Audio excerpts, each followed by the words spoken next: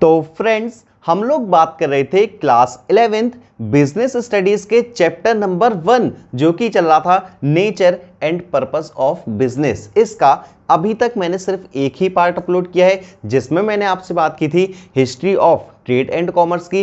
एक important topic भी पढ़ा था जो कि था इंडिजीनियस बैंकिंग सिस्टम। इसके अलावा कुछ छोटे छोटे टॉपिक्स देखे जैसे राइज ऑफ इंटरमीडिएट्स, इसके अलावा ट्रांसपोर्टेशन, और इसके बाद अब हम लोग फिलहाल इस वीडियो में यानी सेकंड पार्ट के अंदर स्टार्ट करने जा रहे हैं मर्चेंट कॉर्पोरेशन से।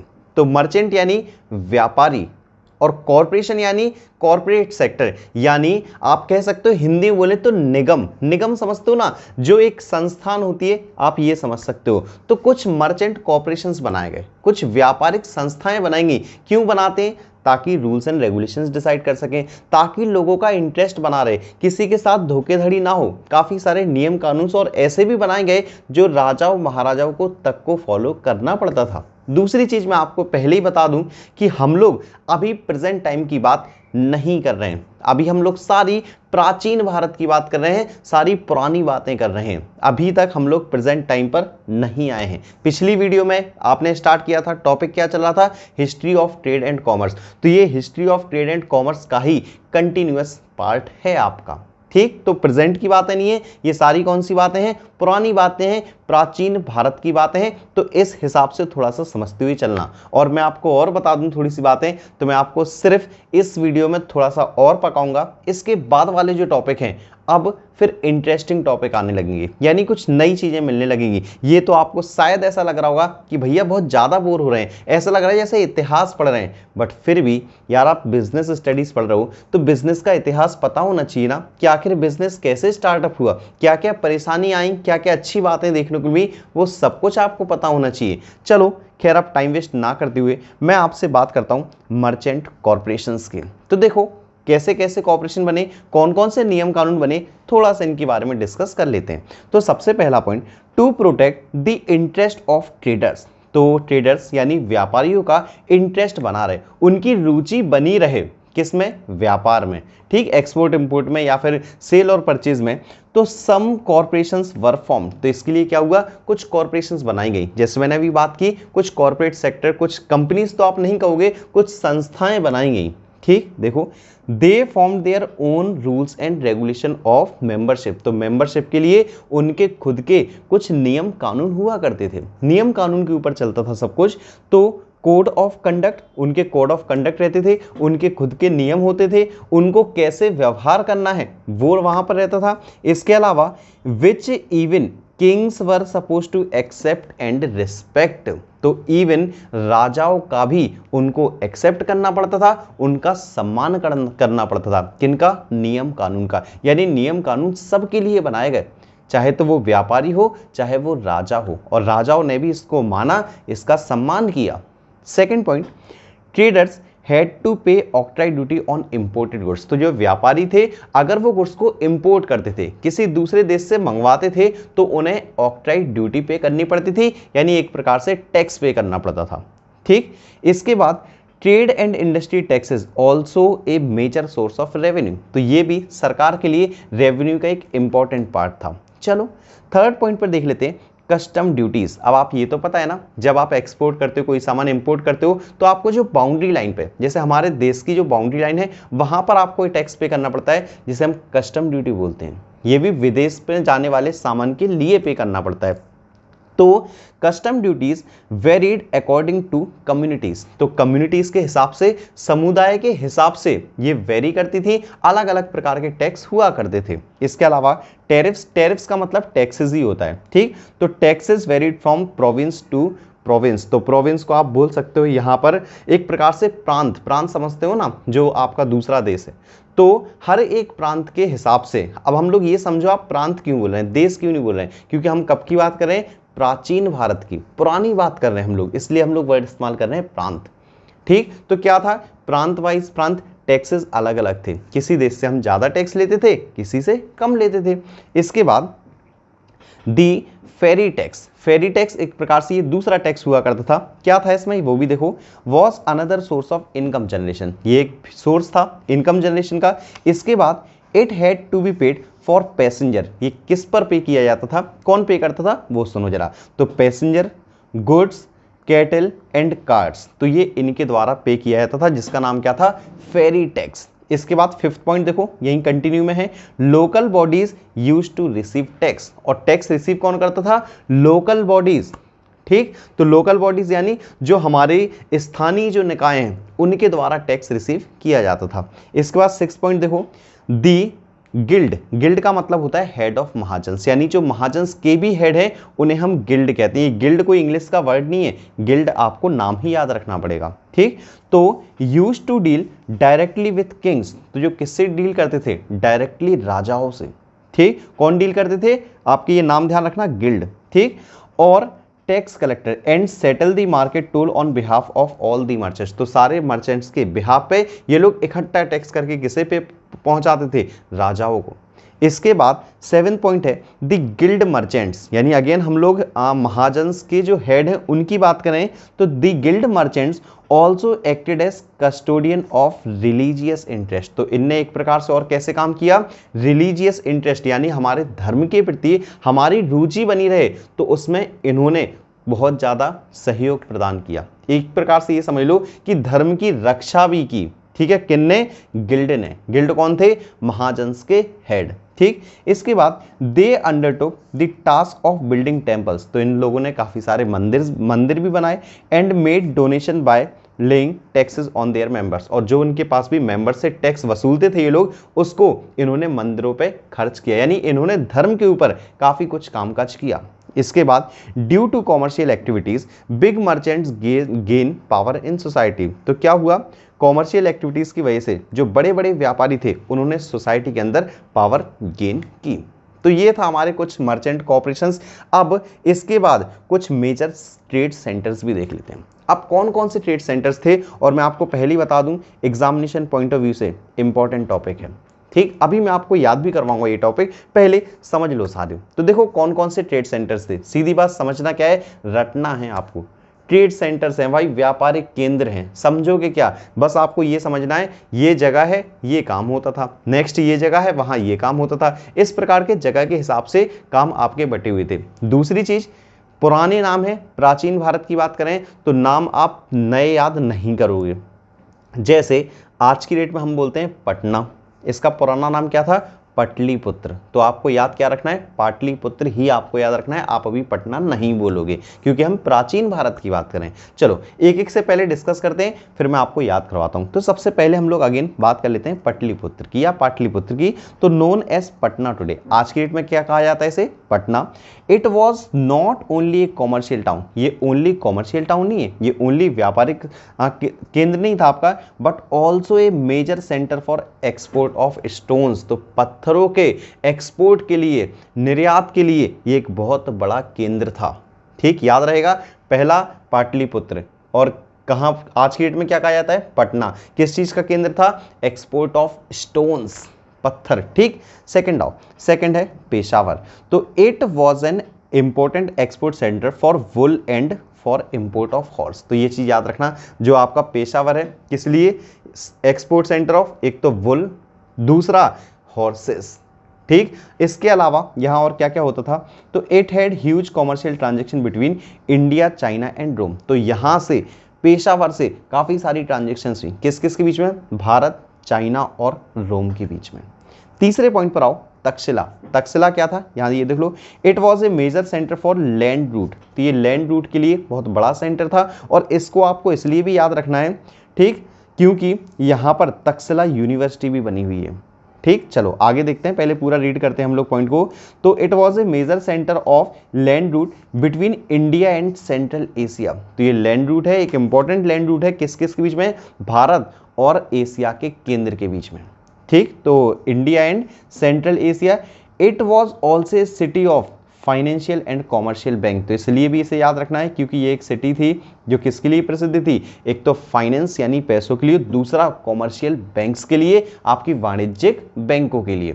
इसके बाद it was a place of Buddhist centre of learning, तो ध्यान रखना जो बुद्ध वगैरह थे, वो सीखने के लिए कहाँ आते थे, तक्षशिला में। तो इसलिए भी याद रखना है, और इसीलिए यहाँ पर the famous Takshashila university flourished here, तो तक्षशिला यूनिवर्सिटी का निर्माण भी यहीं पर हुआ आपका। इसके बाद फोर्थ पॉइंट आ जाओ, इंद्रप्रस्थ। तो काफी बार आप लोगों ने नाम सुना है इसका। तो it was a commercial junction on royal road, एक नंबर में आने वाला क्वेश्चन आपका, रॉयल रोड के ऊपर जंक्शन, कॉमर्शियल जंक्शन कौन है आपका, इंद्रप्रस्थ। क्या हुआ वो देख लो, where most routes leading to east west south and north were covers. अच्छा एक चीज तो आपको पता है, आप लोगों ने जंक्शन वर्ड भी कई बार सुना है। जनरली क्या सुना है हमने भैया, कानपुर सेंट्रल, या कानपुर सेंट्रल तो हो गया, झांसी जंक्शन सुना है ना आप लोगों ने। उसके बाद काफी सारे यार जो रेलवे स्टेशन होता है ना, उनके पीछे जंक्शन लगा दिया जाता है। ये जंक्शन का मतलब क्या होता है, जंक्शन का मतलब जहां से होकर काफ़ी सारे रूट्स निकलते हैं, काफ़ी अलग अलग दिशाओं में रूट्स जाते हैं, उसे हम जंक्शन बोलते हैं। सेम यहाँ पर इंद्रप्रस्थ को क्या कहा गया, जंक्शन कहा गया, वो भी किसके लिए, रॉयल रोड्स के लिए। तो जंक्शन क्यों कहा गया ऐसे, क्योंकि यहाँ से देखो ईस्ट के लिए रूट जाता था, वेस्ट के लिए, साउथ के लिए और नॉर्थ, सारे रूट यहाँ से कवर होते थे। कहाँ से, इंद्रप्रस्थ से। इसके बाद मथुरा की बात कर लेते हैं। तो it was an emporium of trade, many routes from South India touches Mathura and Bharuch. तो काफ़ी सारे ट्रेड सेंटर्स थे, काफ़ी सारे रूट्स थे जो आपके मथुरा को और भरूच को टच करते थे। इसके बाद एक लास्ट पॉइंट, वाराणसी। तो वाराणसी किस लिए प्रसिद्ध था वो भी सुनो। It grew as major centre of textile industry. तो टेक्सटाइल इंडस्ट्री के लिए कौन प्रसिद्ध था, वाराणसी। फेमस फॉर ब्यूटीफुल, ये भी याद रखना है, किस लिए ये प्रसिद्ध था, ब्यूटीफुल गोल्ड सिल्क क्लॉथ। ठीक, ब्यूटीफुल गोल्ड सिल्क क्लॉथ, जो सोने के जो कह सकते हैं हम लोग सिल्क के जो क्लॉथ थे उनके लिए ये प्रसिद्ध था। इसके बाद एंड सैंडलवुड, यानी आपके चंदन की वर्कमैनशिप, यानी जो चंदन की लकड़ी के ऊपर जो काम होता है उसके लिए भी। तो it had linked with Takshashila and Bharuch. तो ये भी वाराणसी भी किसके बीच में लिंक था, एक तो तक्षशिला और दूसरा भरूच के बीच में। तो ये आपको 6 के 6 पॉइंट याद रखना पड़ेगा, मेजर ट्रेड सेंटर्स याद रखना पड़ेगा, इनमें क्या क्या काम हुआ आपको वो भी याद रखना पड़ेगा। अच्छा आप लोग वो तो पता है ना, रेलवे स्टेशन पर जाते हो आप लोग काफ़ी सारे अनाउंसमेंट सुनते हो, कैसे सुनते हो, यात्रीगण कृपया ध्यान दें। मैं कह रहा हूँ भारत से चल के, भारत से तो नहीं, दिल्ली से चल के और मुंबई को जाने वाली डैश डैश एक्सप्रेस यहाँ से होके वहाँ तक पहुँच जाएगी, ऐसे ही सुनते हो ना आप लोग। यार एक काम कर सकते हो, ये जो 6 पॉइंट है ना, इन्हें आप इसी टाइप से याद कर सकते हो, आपको बहुत जल्दी याद हो जाएंगे। थोड़ी सी आप अपना थोड़ा सा दिमाग लगाओ। देखो मैं आपको बताता हूँ, जैसे जैसे आप लोग क्या बोलते हो, आप लोग कहाँ बोलते हो यार, रेलवे स्टेशन पे वो बोलते हैं ना, तो बोलते हैं यात्रीगण कृपया ध्यान दें। अब आपको यहाँ क्या बोलना है, गाड़ी संख्या 1 2 3 4 5 6, 6 पॉइंट है, गाड़ी संख्या 1 2 3 4 5 6। ट्रेन का नाम क्या है, ट्रेड सेंटर एक्सप्रेस, पाटलिपुत्र से चलकर वाराणसी को जाने वाली, वाया, वो वाया बोलते हैं ना, कहाँ कहाँ से होके जाती है, कहाँ कहाँ से होके जाएगी, पेशावर, तक्षशिला, इंद्रप्रस्थ और मथुरा, प्लेटफॉर्म नंबर 1 पर आ रही है। भाई ऐसे याद कर लो, 1 मिनट में एक लाइन में याद हो जाएंगे 6 के 6 पॉइंट, और जीवन भर भूल नहीं पाओगे। चलो एक बार मैं आपको बोल के दिखाता हूँ कैसे बोलते हैं स्टेशन पे। यात्रीगण कृपया ध्यान दें, गाड़ी संख्या 1 2 3 4 5 6 ट्रेड सेंटर एक्सप्रेस पाटलिपुत्र से होकर वाराणसी को जाने वाली, वाया पेशावर, तक्षशिला, इंद्रप्रस्थ और मथुरा से होकर प्लेटफॉर्म संख्या 1 पर आ रही है। यार याद कर लो, एक लाइन में याद हो जाएगा गारंटेड, थोड़ा सा दिमाग लगा लेना आप लोग। चलो खैर ये तो थी खैर मेरी बकवास सी बातें। इसके बाद आओ जरा मेजर एक्सपोर्ट्स एंड इंपोर्ट्स। तो अब मैं कुछ जरा एक्सपोर्ट इंपोर्ट की बात कर लेता हूँ कि भारत से क्या एक्सपोर्ट होता था, क्या इंपोर्ट होता था, किसी काम का नहीं है यार, 2-3 चीज़ें वैसे ही याद होंगी आपको। जैसे आप लोग पता है भारत स्पाइसेस यानी मसालों को काफ़ी ज़्यादा एक्सपोर्ट करता था, ठीक, अभी भी करते हैं। उसके अलावा जो अपन लोग ब्रिटिशर्स को वूल वगैरह ट्रांसफ़र करते थे यहाँ से, रॉ मटेरियल, इंडिगो वगैरह, यार ये हो गए हमारे एक्सपोर्ट। इंपोर्ट क्या करते हैं, मोस्टली चीज़ें तो यार हम इंपोर्ट ही करते हैं। तो कुछ मैं कहता हूँ 3 से 4 नाम आप लोगों को याद रखना है, 3 से 4 नाम एक्सपोर्ट के, 3 से 4 नाम इंपोर्ट के, ठीक, देख लो जरा। तो मेजर एक्सपोर्ट, सबसे पहले एक्सपोर्ट की बात कर लेते हैं। स्पाइसेस, व्हीट, शुगर, इंडिगो, ये इतने ही याद रख लेना यार, काफ़ी हैं। उसके बाद ओपियम, सीसम ऑयल, बाकी तो पता नहीं क्या क्या लिखा हुआ है वो देख लेना आप लोग। इसके बाद इंपोर्ट्स की बात करें तो 4 से 5 इंपोर्ट के नाम याद रखना। क्या क्या इंपोर्ट करते थे हम लोग, तो horses, animal products, Chinese silk, flax linen, wine. अब उसके बाद बाकी आपको याद रखना हो, नहीं याद रखना हो, लेकिन 3 से 4 जरूर याद रखना। तो अब हम लोग बात करते हैं पोजीशन ऑफ इंडियन सब continent in the world economy.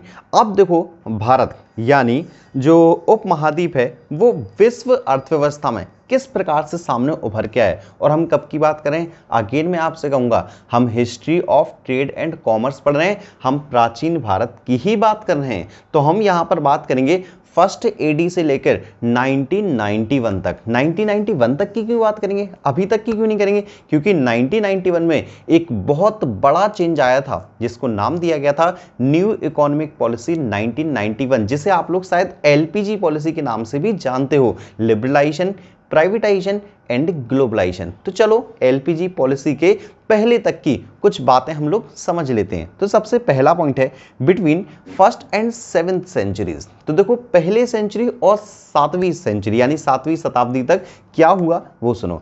India was largest economy of the ancient and medieval world. तो भारत, ध्यान रखना, सबसे बड़ा सबसे शक्तिशाली देश था। कब, प्राचीन और मध्यकालीन विश्व के समय पे। ठीक, हम कब की बात कर रहे हैं, पहले से 7वीं शताब्दी के बीच में। भारत पर काफी ज्यादा धन हुआ करता था, भारत को सोने की चिड़िया कहा जाता था।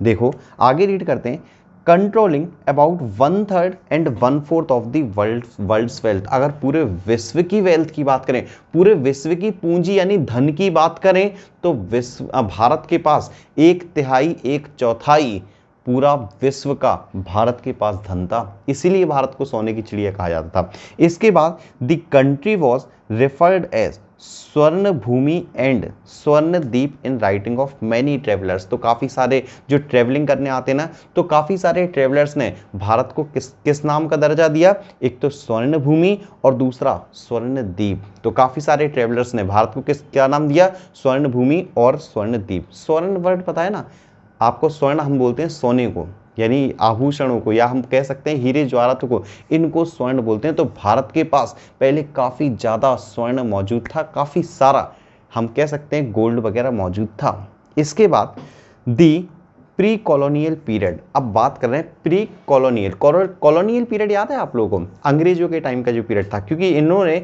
हमारे देश को कॉलोनियल एक्सप्लॉइट किया था, पूरी तरीके से चौपट किया था। तो अभी हम बात कर रहे हैं अंग्रेजों से पहले की, उसके बाद हम अंग्रेजों तक आते हैं, अंग्रेजों ने कैसे हमें लूटा। पहले हम अंग्रेजों से पहले की बात कर लें। तो the pre colonial period in Indian history was an age of prosperity of Indian economy. तो हम कह सकते हैं अगर भारत की प्रॉस्पेरिटी हुई, भारत देश आगे बढ़ा, तो किस वजह से, अंग्रेजों के पहले तक, प्री कॉलोनियल पीरियड तक। इसके बाद and made the Europeans embark great work of the discovery. तो भारत के अंदर हम कह सकते हैं यूरोपीय जो लोग थे उन्होंने भारत के अंदर डिस्कवरी करनी स्टार्ट की। इसके बाद they soon realised the reward of trade in exchange of gold and silver. तो उन्होंने ये देखा कि रिवार्ड के तौर पे यहाँ पर गोल्ड और सिल्वर, हम इन चीज़ों का व्यापार ज़्यादा कर सकते हैं, क्योंकि भारत के अंदर इन सब चीज़ों की काफ़ी ज़्यादा प्रचुर मात्रा में मौजूद थी ये सारी चीज़ें। चलो इसके बाद despite of growing commercial sector. तो जैसे जैसे कॉमर्शियल सेक्टर बड़ा भारत के अंदर विकसित हुआ, तो India was far behind western Europe in technology. तो अगर टेक्नोलॉजी के बारे में बात करें तो भारत जो बाकी यूरोपीय देश हैं उनसे काफ़ी पिछड़ा हुआ था, यानी भारत के पास अभी भी मॉडर्न टेक्नोलॉजीज मौजूद नहीं थी, बट फिर भी पूंजी बहुत ज़्यादा थी भारत के पास, पैसा धन बहुत ज़्यादा था। इसके बाद innovation and ideas it was due to. अब ऐसा क्यों हुआ कि भारत के पास धन भी बहुत ज़्यादा और दूसरी बात भारत के पास ये सब यूरोपियन जो टेक्नोलॉजी है वो सब कुछ नहीं था, ना यूरोपियन आइडियाज़ थे, कुछ नहीं। भारत प्राचीन सभ्यता में जी रहा था, प्राचीन। तो इसके बाद क्यों हुआ वो सुनो। Increasing control of East India Company causing lack of freedom. तो अब हुआ क्या, जो ईस्ट इंडिया कंपनी आई उसने भारत देश से धीरे धीरे स्वतंत्रता छीननी स्टार्ट कर दी। अब कंट्रोल धीरे धीरे कौन करने लगा, ईस्ट इंडिया कंपनी। और आपको पता है ईस्ट इंडिया कंपनी काफ़ी आई, डच ईस्ट इंडिया, फिर अंग्रेजी ईस्ट इंडिया कंपनी। सबसे ज़्यादा इम्पैक्ट जो बनाया वो अंग्रेजी ईस्ट इंडिया कंपनी ने बनाया भारत के ऊपर। तो इसके बाद तो no occurrence of agriculture and scientific revolution, ये भी नहीं हुआ भारत के अंदर, ना तो एग्रीकल्चर में कोई डेवलपमेंट हुआ, ना ही कोई रिवॉल्यूशन हुआ, ना ही कोई क्रांति आई। हम पहले की बात कर रहे हैं, ध्यान रखना इस टाइम पर भी। तो limited reach of education to the masses, और भारत में लोगों तक हम कह सकते हैं बहुत ही कम लोगों तक एजुकेशन का विस्तार था, यानी कुछ ही लोग सिर्फ पढ़ लिख पा रहे थे, बाकी कहीं तक शिक्षा का विकास नहीं था। इसके अलावा all this made India a country which was prosperous but with the people who were pure. तो ये सब चीज़ देखो उनके लिए तो ठीक था, जो लोग काफ़ी पढ़े लिख गए हैं या जो लोग थोड़े से धन दौलत हैं वहाँ तक तो ठीक था, लेकिन जो लोग काफ़ी पुअर थे उन तक कोई भी सुविधा नहीं पहुँच रही थी। तो यानी हम देख रहे हैं कि जब अंग्रेजों के टाइम से धीरे धीरे अब भारत का ये समझ लो कि विनाश होना स्टार्ट हो गया ईस्ट इंडिया कंपनी के बाद से। तो दी ब्रिटिश एम्पायर, अब देखो अगेन हमने फिर ब्रिटिशर्स की ही बात कर ली और चौपट का कारण आपके ब्रिटिशर्स। तो Britishers empire begin to take root in India in 18th century. तो भाई साहब इन्होंने भारत के अंदर अपनी जड़ बना ली अंग्रेजों ने, कब? 18वीं शताब्दी के अंदर। अब भारत का विनाश पक्का, जिसे हम सोने की चिड़िया अभी तक कह रहे थे, अब वो समझ लो धीरे धीरे उल्टी गंगा बहने लगेगी। तो देखो the East India Company used revenue generated by our provinces for purchase raw material. तो ईस्ट इंडिया कंपनी ने क्या किया, ब्रिटिश ईस्ट इंडिया कंपनी ने क्या किया, उन्होंने रॉ मटेरियल परचेस करने के लिए भारत को इस्तेमाल किया, यानी भारत से अब रॉ मटेरियल लेना स्टार्ट कर दिया। तो जो भारत के अंदर जो सिल्क हुआ करती थी, जो वूल हुआ करती थी और जो इंडिगो हुआ करती थी, वो इन्होंने भारत में उगाया और यहाँ से कहाँ लेके गए, ब्रिटेन। और ब्रिटेन में मशीन वगैरह जो लगी हुई थी वहां से फिनिश्ड गुड बना के अगेन भारत लेके आए और भारत में बेचना स्टार्ट किया। तो अगेन पैसा कहां पहुंचा, ब्रिटेन के पास पहुंचा। तो देखो तो रॉ मटेरियल स्पाइसेस हुआ और गुड्स हुआ बाकी। This lead to stop of inflow of foreign exchange. तो इससे क्या हुआ, जो फॉरेन एक्सचेंज था उसका इनफ्लो धीरे धीरे हमारे पास से कम होने लगा। ठीक, इसके बाद आओ last point, this change the condition of Indian economy from being an exporter of processed good to the exporter of raw material. तो भारत अब चेंज हुआ, भारत जो पहले एक्सपोर्टर था किस चीज का, फिनिश्ड गुड्स का, अब वो बदले में एक्सपोर्टर बन गया किसका, रॉ मटेरियल का, यानी अब हम लोग कच्चा माल एक्सपोर्ट करने लगे। बाकी and buyers of manufactured good, और जो ब्रिटेन के बने हुए सामान थे, मशीन के बने हुए सामान थे, उनको हम इंपोर्ट करने लगे, उनको हम खरीदने लगे। इसके बाद एक लास्ट टॉपिक, छोटा सा टॉपिक, तो वो है, अच्छा इसके बाद हमारे पास मेड इन इंडिया भी है। चलो तो दो छोटे छोटे टॉपिक की और हम लोग बात करेंगे, देन वीडियो को हम लोग समाप्त करते हैं, क्योंकि काफ़ी ज़्यादा थियोरेटिकल पोर्शन हो रहा है, आप लोग भी शायद काफ़ी ज़्यादा बोर हो रहे होंगे। तो चलो, India begins to reindustrialise, थोड़ा सा जल्दी जल्दी पढ़ते हैं। तो भारत अब किस तरफ बढ़ा, री इंडस्ट्रियलाइजेशन कब हुआ, 1991 में। तो 1991 की पॉलिसीज में काफ़ी कुछ चेंजेस हुए, बट 1991 पहुंचने से पहले शुरुआत कहां से करेंगे, देश आजाद कब हुआ, 1947 में। पहली पंचवर्षीय योजना कब आई, 1951 में। तो जो भारत देश का जो डेवलपमेंट होना स्टार्ट हुआ वो 1951 से होना स्टार्ट हुआ, जब 5 ईयर प्लान्स आए और 5 ईयर प्लान में काफी सारे ऑब्जेक्टिव रखे गए, उन ऑब्जेक्टिव की मदद से देश का इंडस्ट्रियलाइजेशन हुआ। हाँ, और एक और चीज, अगर हम लोग ये बात करें ना कि ऐसी कौन सी 5 ईयर प्लान थी जिसमें इंडस्ट्रियल डेवलपमेंट का ज्यादा जिक्र किया गया, तो आपको याद रखना है सेकंड 5 ईयर प्लान। कब से कब तक थी, 1956 से 1961। और मैं इंडस्ट्रियलाइजेशन की इसलिए बात कर रहा हूं क्योंकि हम लोग बिजनेस स्टडीज पढ़ रहे हैं, तो हम लोग बिजनेस के बारे में ज्यादा जिक्र करेंगे। और अगर मैं पहली पंचवर्षीय योजना की बात करूं, पहली जो 1951 से 1956 तक थी, तो उसमें जो मेन फोकस था वो था एग्रीकल्चरल डेवलपमेंट के ऊपर। ठीक, तो चलो हम लोग रीड करते हैं और जल्दी से थोड़ा सा रीड करते हैं। तो फर्स्ट 5 ईयर प्लान इंप्लीमेंट हुआ 1952 में, मैंने कब बताया, 1951 टू 1956, बाकी आप अपनी बुक में जरूर देख लीजिएगा। इसके बाद was given establishment of modern technology, scientific institution, space and nuclear programmes. तो यहाँ से ये सब चीज़ें अपनी स्टार्ट हुई, मॉडर्न टेक्नोलॉजी वगैरह आई, इसके बाद साइंटिफिक इंस्टीट्यूशंस बने, स्पेस, न्यूक्लियर प्रोग्राम्स, ये सब की शुरुआत हुई कब, 1952 में।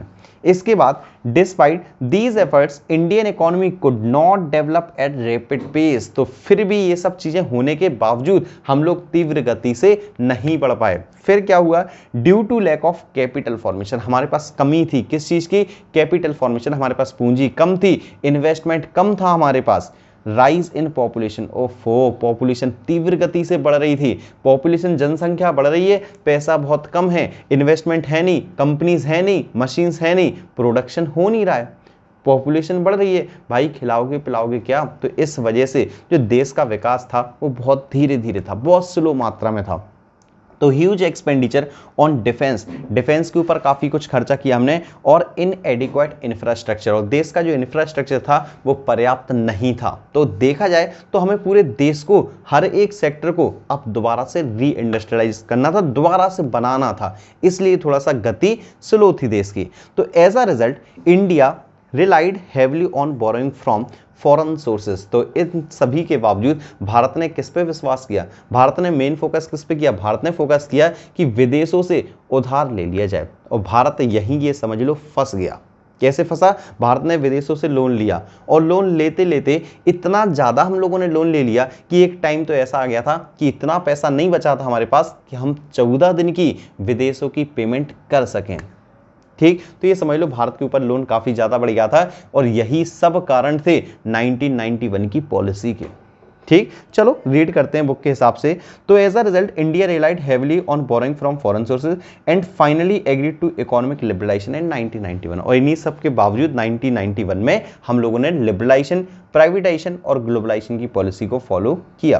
तो the Indian economy is one of the fastest growing economy in the world. और हम लोग विश्व की अगर बात करें तो फास्टेस्ट अगर ग्रो किसी ने किया तो ध्यान रखना उसमें इंडिया का भी नाम आता है। ठीक, इसके बाद rising incomes, savings, investment opportunity, increase domestic consumption and younger population ensures growth for decades to come. तो अब 1991 के बाद आपको पता है कि इन्वेस्टमेंट बढ़ा, सेविंग बढ़ी, और काफ़ी सारी मशीन्स वगैरह लगाई गई देश के अंदर, और बाकी डोमेस्टिक देखो कंजम्पशन भी बढ़ा क्योंकि पॉपुलेशन बढ़ी। तो ये सब शो करता है कि यार हम लोगों ने ग्रोथ तो की है देश के अंदर। इसके बाद एक 6 पॉइंट है, The high growth sector have been identified which are likely to grow at rapid pace world over। तो इन सब चीज़ों के बावजूद हम लोगों ने विश्व में, पूरे विश्व के हिसाब से देखी जाए तो भारत ने काफ़ी तीव्र गति से विकास किया है। और एक last point, the recent initiative of government such as. और अगर हम लोग अभी की बात करें, रिसेंटली बात करें, तो गवर्नमेंट ने काफ़ी सारे प्लान्स और पॉलिसीज़ बनाए हैं, जिसमें आप लोगों ने एक नाम सुना है मेक इन इंडिया का। इसके अभी हम लोग बात करेंगे स्किल इंडिया का भी, अगर हमने नाम सुना है, डिजिटल इंडिया सुना है, roll out of foreign trade policy. तो फॉरेन ट्रेड पॉलिसी में भी चेंजेस हुए 2015 टू 2020। ये FTP आपकी फॉरेन ट्रेड पॉलिसी तो is expected to help economy in terms of export and import of trade business. Export and import and trade business होगा। तो भारत के अंदर एक्सपोर्ट इंपोर्ट ट्रेड बिजनेस को काफ़ी ज़्यादा बढ़ावा दिया गया, किसके थ्रू?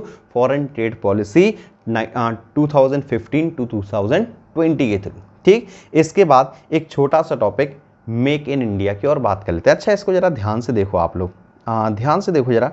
तो आप लोग देख रहे हो ये जो शेर बना हुआ है, इसके अंदर काफ़ी सारे ये पार्टिकल्स दिख रहे हैं आपको। ये क्या हैं? ये सारे आप समझो तो भैया ये सारे टूल्स हैं। ये जनरली आप लोगों ने बाइक वगैरह में तो यूज़ करते हुए देखा है। तो मेक इन इंडिया का मेन लक्ष्य यही था कि जो भी प्रोडक्शन हो रहा है, जितनी भी एक्टिविटीज़ हो रही हैं, जो हम लोग बाहर से सामान इम्पोर्ट कर रहे हैं, उन सभी को अपने देश के अंदर ही बनाया जाए। ये मेन पर्पस था किसका? मेक इन इंडिया का। और ये लागू कब हुआ था? गवर्नमेंट ऑफ इंडिया ने लागू किया था 25 सितंबर 2014 को। ध्यान रखना, ये चीज़ डेट याद जरूर रखना आप लोग।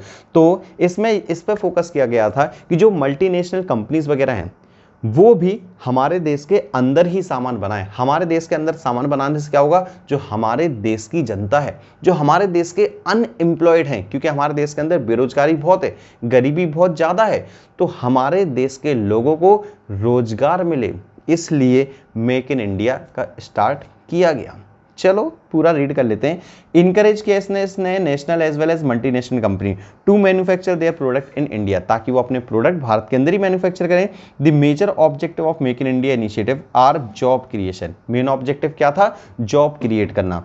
And skill enhancement in 25 sectors of the economy which are as follow. तो ये सारी 25 सेक्टर्स में आपको जॉब क्रिएशन और स्किल एनहेंसमेंट, ठीक, किसने? गवर्नमेंट ऑफ इंडिया ने। लागू कब किया? 25 सितंबर 2014 में। कुछ बातें जरूर याद रखना। 25 कंपनीज, 25 इंडस्ट्रीज कौन कौन सी हैं? नाम देख लो। ऑटोमोबाइल हुआ, एविएशन हुआ, केमिकल्स, डिफेंस, इलेक्ट्रॉनिक्स, बाकी आप लोग सभी रीड कर लेना। वैसे आप मुश्किल से 2 या 3 जरूर याद रखना, बाकी कोई काम नहीं है आपको 25 के 25 याद नहीं रखने। तो फ्रेंड्स, मैं क्या बोलूँ आपसे, इतना ही कहूँगा कि आप लोग बहुत ज़्यादा बोर हो चुके होंगे, तो वीडियो को जल्दी से कर दो लाइक, कमेंट करके जरूर बता दो कि सर आप भले ही बकवास कर रहे हो बट थोड़ी बहुत तो माइंड में बैठ रही है।